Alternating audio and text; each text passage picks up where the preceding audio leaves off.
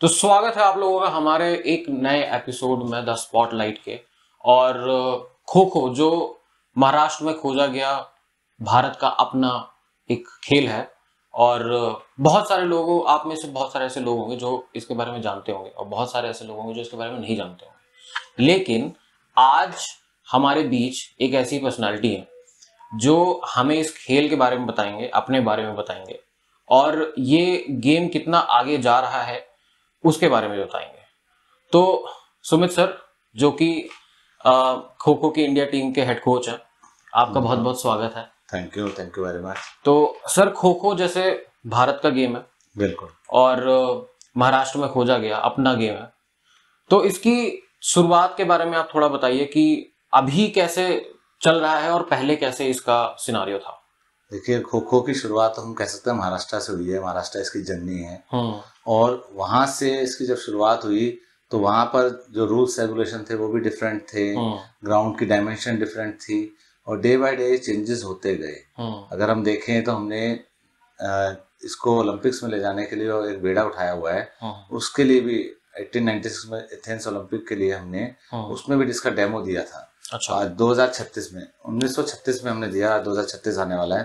तो हम इसलिए बढ़ रहे हैं, लेकिन उसमें क्या था कि फेडरेशंस भी बनाई गई, फेडरेशंस को रन भी किया गया, तो उसमें बहुत समय लगा और उस समय के साथ साथ मड टू मैट तक लाने का सफर भी बहुत रोमांचक रहा।